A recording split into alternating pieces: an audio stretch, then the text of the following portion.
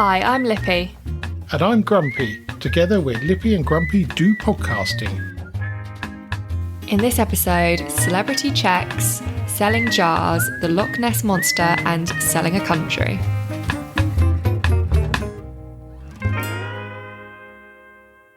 Now, Lippy. Good morning. Well, Just about good morning. just about good morning. Not when this is played. Well, it won't be, no. Depending on when you listen to it, I suppose, which is always a bit odd.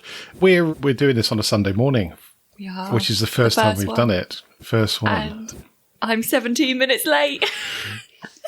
Not good. Mind you, it gave me a chance to have my Sunday morning kipper with chilli sauce, which was very nice, and has now stunk the entire house out. Yeah, So, lovely. not the most popular person. Anyway, last week we touched briefly on Jaws, I think. And the week before that, we spoke about it a lot. And we I saw a friend of mine during the week, and he said, "Oh, my daughter, who is your sort of age, possibly a bit older, is absolutely Jaws manic. And she's got these things called Funko Pop, which I'd never heard of, which are sort of, they're a little bit like the bobbleheads, but the heads don't bobble, but they've got big heads on a body.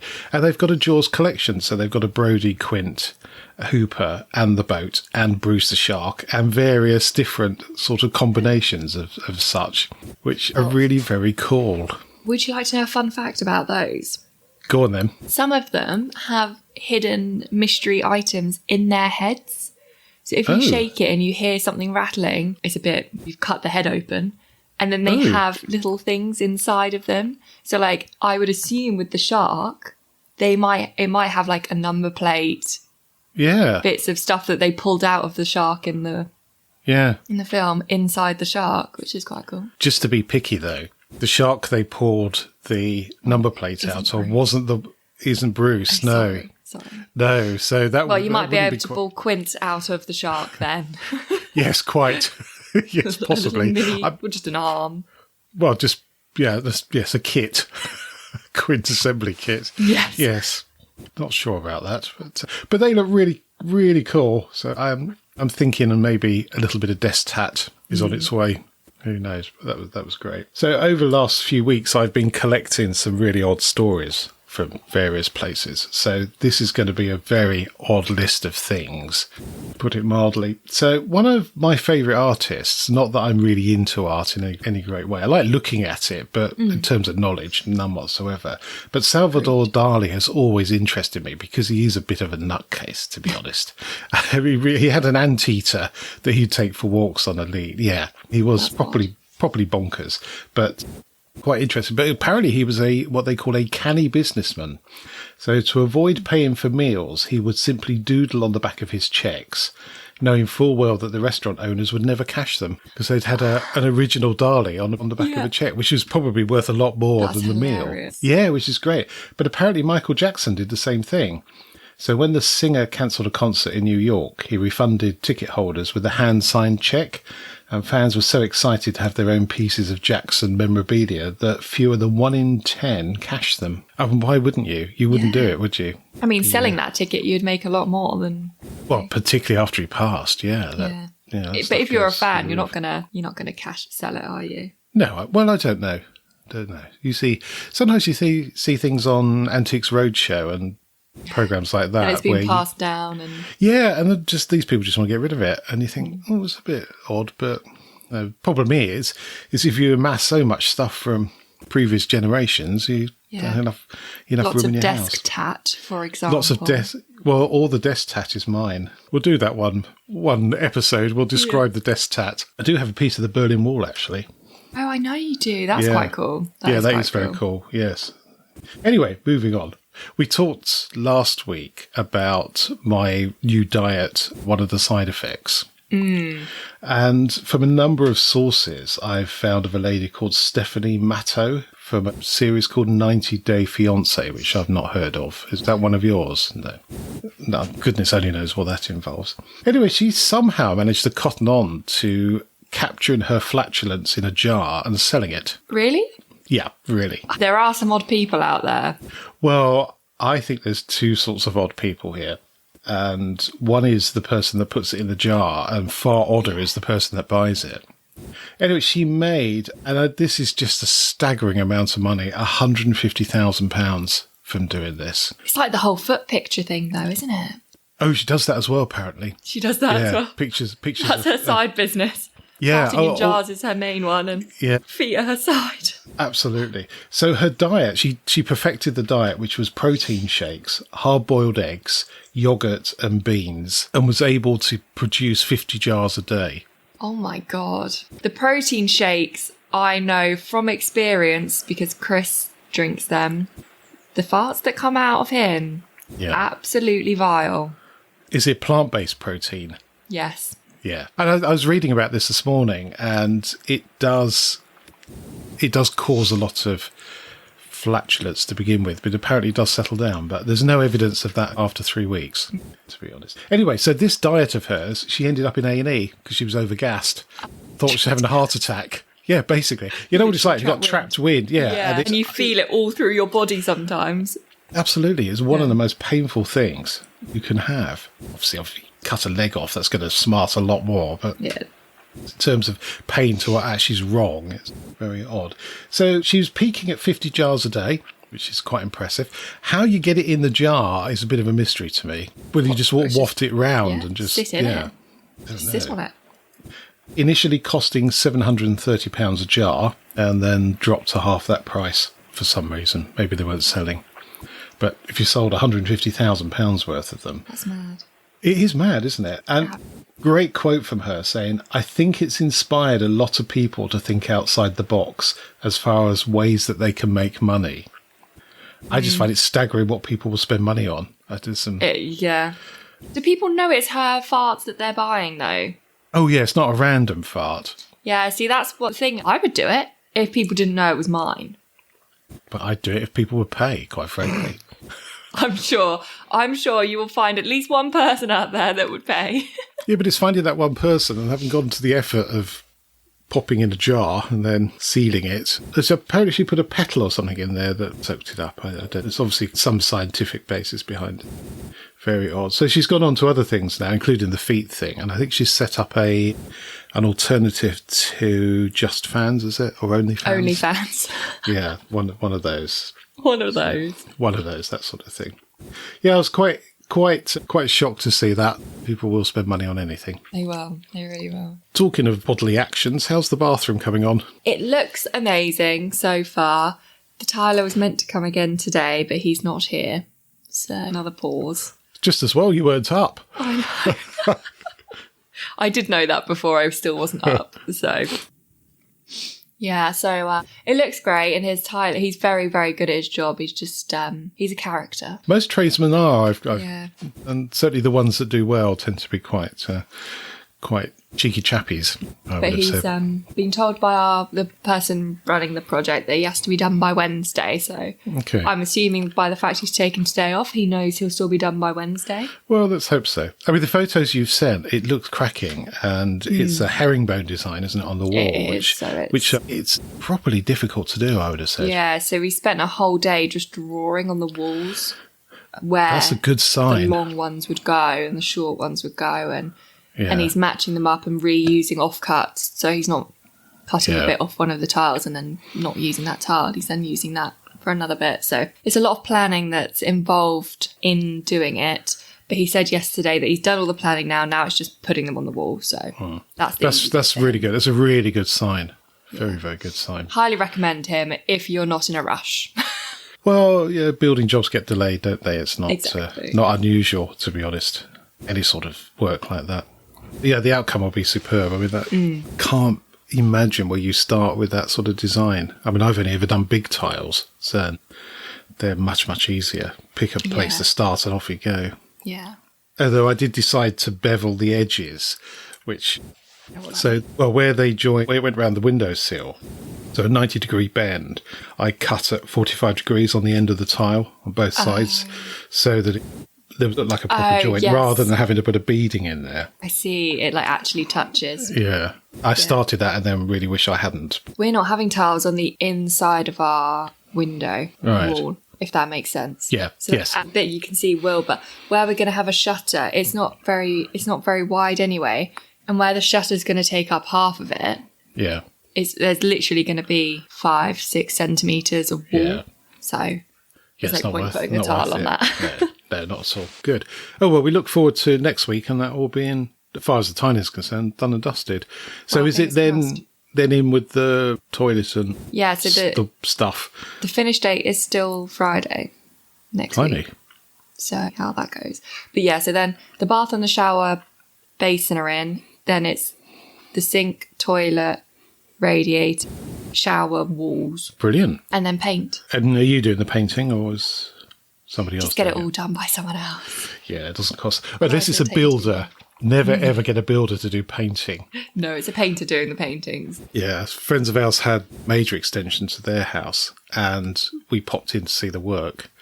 And one of the builders was just about to start painting one of the bedrooms and he'd swept all the rubbish up into the middle of the room. It was just full of dust and he was basically, and he's just thinking, that's just going to be so bobbly. That's not the way to do it. It's really not. Yes. And in fact, we had some work done many years ago by the builder and I said, will you do the painting? He went, you don't want me to do the painting. So, okay, fair enough. Thanks for being honest. Yeah, absolutely. Now, one story that's gone on and on and on and on for many, many years is that of the Loch Ness Monster. Yes. And apparently it has been spotted in Wimbledon. Yes. Yes, sorry, Wimbledon. For those that are listening and not looking, the facial reaction I just made was a very confused one. Because isn't where the Loch Ness from a lake? Can I just point out, this is the second week in a row you've gone, for those that are not watching, I'm the only one that's watching. Yeah, I know. Nobody else is watching. Nobody else can see your confused face. Okay, so for everybody. Yes. Well, there was for everybody. So there was I can't remember when it was taken. I think it was early 1900s, a photograph of this object in Loch Ness in Scotland, which was a hump with a sort of almost like a snake's head coming out of the water. I mean, you almost certainly have seen it at some point. And the gentleman who took this on his deathbed admitted the thing was a fake, that they'd faked it. Oh, yes. Not that long ago, actually, was it? It wasn't that long ago. No, you're correct. You're absolutely correct. So that photo, that iconic photo, has been taken in Wimbledon Park. But how would he have got? Well, there's two things here. One is the Loch Ness Monster does not exist apart from in marketing, which they do very well. It's not a real thing. It certainly hasn't lived and travelled that long and that distance. It just happens to be a similar shape in the water. Goodness only knows what it is. I mean, it could be a bit of rubbish, I suppose. It looks a bit like an umbrella with a rocket on the bottom. It looks like a crocodile. Yeah, well, that's possible. That's probably more likely. Yeah, so it could be a hoax. Who knows? But also at the same time, Charlotte came up with this one. Somebody had spotted it actually in Loch Ness using a drone. Oh, is that the one that looks like a crocodile? Well, it's hard to know what it looks like, to be honest. It could be Bruce the Shark. Well, have you seen the film, is it Lake Placid? Yes, I have. Very good film. Maybe it's that situation. Could well be. It's just an old lady, just been feeding him for years. But crocodiles aren't just waiting for the outbreak of possibly eating a person. We went to Loch Ness, 5 or 6 years ago as part of the North Coast 500 trip we did. And we stopped at Fort Augustus, which is at one end. And the two things you notice is that they really push the marketing for Nessie. We did a boat trip out and there's various bits in there where they said, well, this is where they thought the Loch Ness Monster got out but couldn't quite climb up high enough. But the water is so black because it's peaty. It's bizarre. It's just so dark and cold and not very inviting. I wanted to jump in and go for a swim, but wife of Grumpy very sensibly said, you might have a heart attack. Which is true. You may not climb back out again. Might not climb back out again, and I need you to drive the camper van home. So I'll think you're the new baby Loch Ness Monster. Well, I'll be too white for that. Around. Far too pale to be any sort of monster. So we'll keep an eye on the Loch Ness stuff, see what else comes out, because there's bound to be more sightings now. We've had a few. It seems to work that way. But it's a great story, and it's great that they're able to attract tourism to a space that's beautiful, but otherwise there's it's kind of hidden, isn't it? Yeah. What was interesting when we were there is that there's, I think it's 7 locks between the end of Loch Ness and the canal. I think it's the Caledonian Canal that feeds it. There's lots of boats that go through there, so sailboats and various things. But it's quite a bit of entertainment as you watch people struggling in locks. It's a bit cruel, really, to stand and watch them. But there was a couple there who the chap was clearly quite an accomplished sailor and was very keen on doing it, and his female partner was not at all. She was having a miserable time. And they got the Loch Master, is that what they call them? To help them go up the... Gatekeeper, yeah. To go up the 7 locks. And when he got to the top, the Loch Master said to the chap, I'll see you soon. He turned to the lady and said, I don't think I'll be seeing you soon. Clearly one of those cases, hobbies don't match. No. But a great area to visit. Yeah, we've been talking of late of countries that have made themselves countries, or areas that have made themselves countries. And I was reading this article about a gentleman called Gregor Mcgregor. This is 200 years ago. So this is in what they called the dot-com bubble of the early 19th century. And there's lots of money swilling around in England. And South America had just become available, if you like. So there was lots of investment opportunities in South America. So McGregor, who had been gifted 800 million acres of part of South America by somebody or other, decided to set himself up as a country called Poyas. And he went into London. And he was a serial con artist. There's no two ways about it. No. When you read his life history, he's one of these people that always manages to fall on his feet, whatever happens, and benefit from it, and probably take the mick a bit with people and just extract more than he should. Anyway, so he came up with this idea. He created a flag, a coat of arms, and he printed up some brochures, and he was basically selling sovereign bonds, which is, you give me some money now, we'll give you your money back in X years' time with some interest, and that interest is fixed. Yeah. So it's typically how a government would raise money for tricky times like pandemic, wars, or all sorts of stuff like that. So, and this was going on all over South America. It wasn't just he was just jumping onto the bandwagon.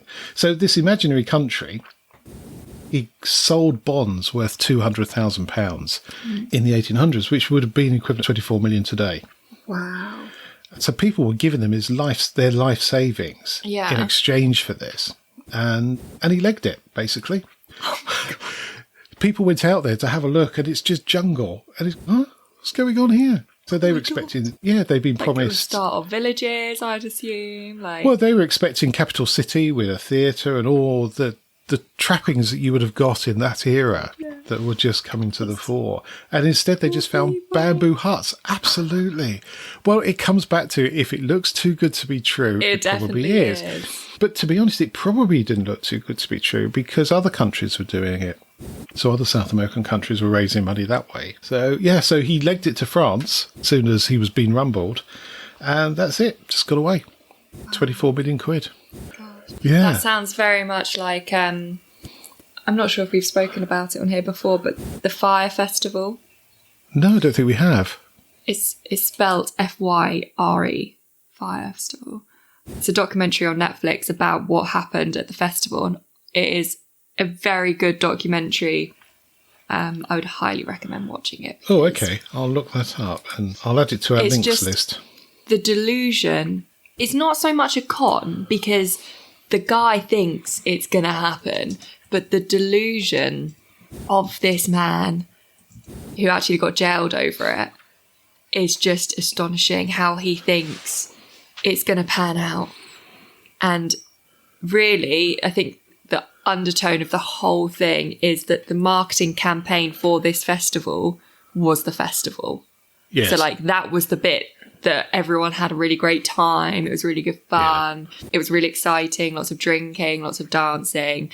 And then when it came to the actual thing, it was just absolute carnage. It sounds a little bit like Lapland New Forest from 8 or 9 years ago, where a couple of likely lads just basically sprayed some pine trees and some balding, charged a fortune, and it was in the news for weeks and weeks, and finally it just collapsed. Whether they did a runner with the money or not, but it is, if you've got the imagination to do it, it is very easy to pull these sort of cons.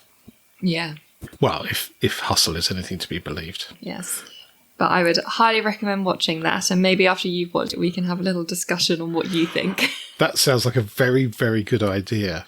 Although we have found some very, very good programmes on various streaming channels of late.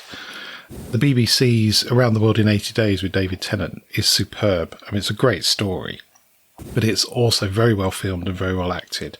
And it's not drawn out. I think if you took that story, you could have had another couple of episodes in there and made it quite dreary. They've not done that. It's short and it's sharp and it's brilliant. Really very, very good. The other one is one we finished last night on Netflix, and I'm going to get the name wrong, I think, but it's something like The Woman in the House Across the Road from the Girl in the Window. Yes. It's quite a long one, Christian Bell, and that was brilliant. We all got that one wrong. Did you? We're going to watch that now because I saw it and I wanted to watch it. Yeah.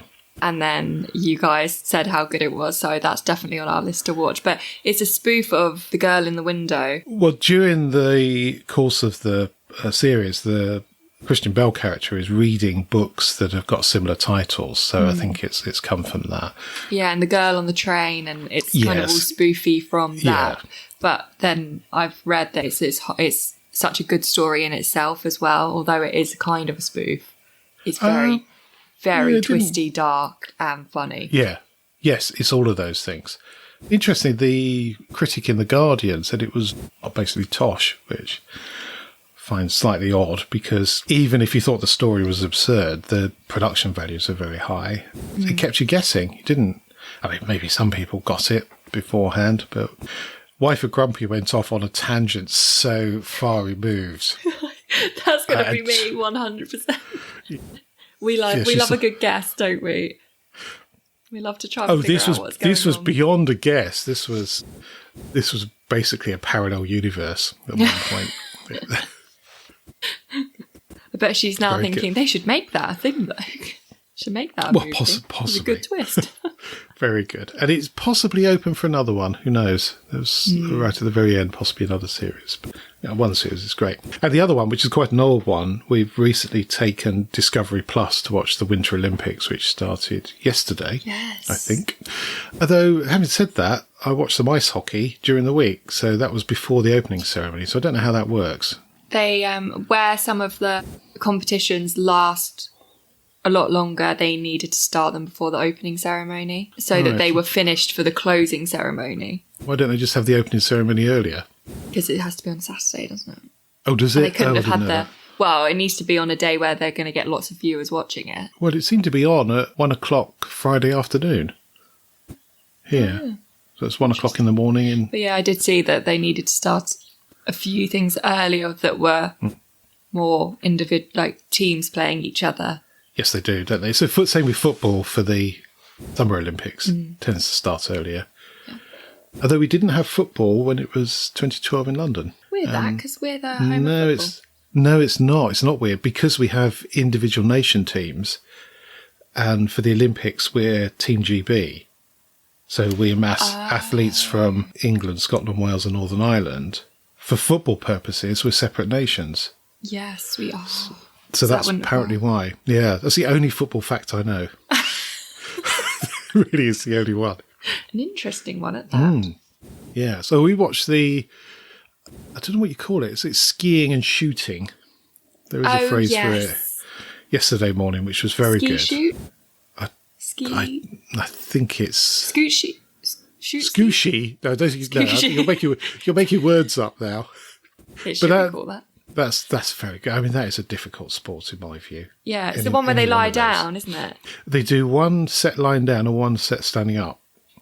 Mad. So they do, yeah, and they ski. I mean, the slope is horrendous. So I've not watched that one. I don't think we should catch up on that. But do you know what I'm excited for? What's that?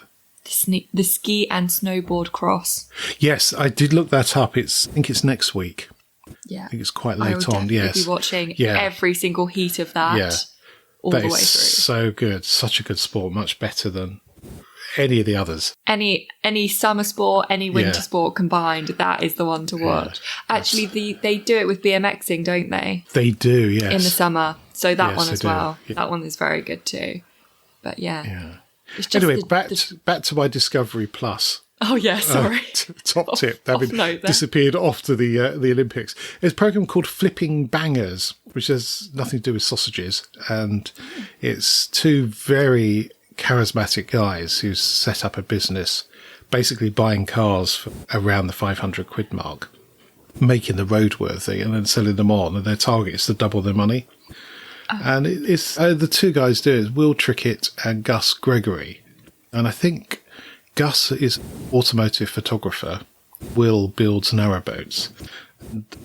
Yeah, well, but he's used to building stuff, so he's very good at engines, fabricating. I'm sure, yeah, well, both of them are very good with mechanics, and they bought older cars which are easier to repair, provided you can get the parts. But it's a very good series. I really enjoyed it. There's 2 series of it. I've just started the second one. So it's very good. Some cars. Good daytime watching. It's a good, it's good. Our lunchtime watch is very good. And there's no massive drama in it. And there's no fake arguments or any aggression. It's just 2 blokes in a workshop getting the job done, basically. And sometimes making a bit of money and sometimes not. But what I like is they turn up to pick up the cars in a R-regged Land Rover Discovery Mark 1, which is a very rare beast and very old. But it's none of this nice, smart Range Rover, 71 plate Range Rover. So very good. Anyway, a few recommendations there. We've prattled on about that quite a lot, I think. So, back to telly, The Apprentice. So shocked. We have to... Absolutely shocked. I have to confess, I didn't watch a great deal of it because I was doing our Wazzy Jigsaw at the time. In the same room, so I was listening. But it was interesting again to see that the losing team didn't really think about what the people that buy games want. It was more of, what do I want to produce? Exactly. Which is fine, but it's never going to win approach. I just could not believe who got fired. I thought she was going to win. Really? Was this the one you were talking about last week? Yep. Are we doing spoilers? Yeah, absolutely. Yeah. Francesca, I had both Chris and I had said she's going to win. And wow. Good job you didn't put any money down. I know. Crazy that. She seemed like such a strong contestant and she got fired for misspelling Arctic, which is bad, but... Yeah, it's interesting, isn't it? When you look at some of the socials and the spelling that goes on there and then somebody tries to correct it and then there's a whole load of abuse thrown at the person trying to correct it. It does seem a little over the top. For that to be the reason for failing, being fired, I think is probably... Considering it was a team of 3, yes, she was the one that put the idea forward. She did look at it and go, is that spelt right? And the 2 other people went, yeah. It is easily done. The first computer system I worked on, which was for assessing electrical apprentices, I spelt assessment wrong. Across the whole... It was consistently wrong, but it was wrong. And it was only the day before it was due to be launched. Somebody said, you sure that's how you spell assessment? Well, I don't know. I'm not the world's best speller. I've got a dictionary now. Oh, no, it's not. No, another S needed. So I felt very sorry for her because she even when they did the pitch to the people, she stepped forward and said, I did spell it wrong. It is a demo. We will obviously be changing this. Before going to the answer that you'd expect. She claimed it in the pitch. She didn't blame anyone. She just said, and then... Yeah. I mean, in terms of a driving test, that would be a minor, wouldn't it? Really? Yes. It's just, and the reason they didn't get any sales was because the investors said they're simple, they're simplistic, and then they're simple, and that's why they didn't invest, because the game was too simple. It had nothing to do with the spelling of the name. Absolutely not. No, that's quite correct. So I think there's something else that Lord Sugar doesn't like about her. I think that's a strong theme through it, and I don't know how much the producers have to do with who goes and who stays. I've always suspected quite a lot. Yeah, so interesting one. Can't remember what next week's is. A holiday tour. Oh, that's right. Yes. In North Wales. That'll be interesting. The interesting bit about this task is the guests can ask for their money back. Yes, I've seen those before. If they don't enjoy it. So it's really good because actually where you'll get some of them that will be very much like we need to make the most amount of profit per ticket. Yeah. They're the ones that are going to end up having clients go, this was rubbish, I want my money back, and actually they're not making anything. Yes, indeed. So they're that will be an interesting with a small profit margin per ticket and not having to give back any tickets. That's my thinking on the task. Interesting. There's a tour in London you can do, which is called, well, it's slightly rude in this, but it's essentially rubbish tours. So you have a tour guide who speaks, and generally they're actors that do this, I think. Yeah. And you wander around London and you just make stuff up about the area. It is just total nonsense, but it's quite funny. I did recommend that to a very good friend of mine, and you'll know who that is, who's very good at just talking nonsense. I thought that'd be quite a good career move for him. Yeah, I think I remember that. Yeah, so maybe that's the sort of tour they need. Put them in a minibus, drive around North Wales, just pointing out rubbish facts. Yeah. Be different. It would be. Yeah, so we'll wait and see. So going back to winter sports, we're off skiing in March for a week. Yes. Which I'm sort of quite nervous about, because I spent the day, about half a day in the garden yesterday moving some old decking. I was quite exhausted by the end of it, so I think I don't think I'll be skiing every day, let's put it that way. We're all leisure skiers, really, as a family. We're not hardcore skiers. We like to go... We don't get up for first lift. And we're definitely not on the mountain till last lift. The problem is, for me, is I think I'm like that, but actually I'm not. When I get there, I want to get money's worth out of the lift pass. So I want to be up there as early as possible, and generally until either the lift shuts, it gets too mushy, or I have an accident, which is normally the latter. Normally the accident. Normally the accident. But interesting, just before we started, I was looking at lift prices.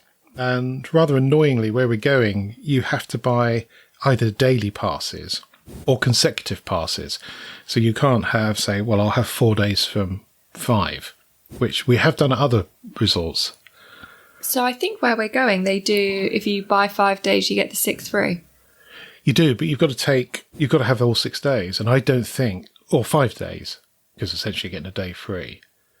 So you could take one day off in the middle, but I'm not sure that's going to be enough for me. So anyway, I was looking at it, and I was looking at the day rate. And actually, for 5 days, you're saving €20 by buying a 5-day pass.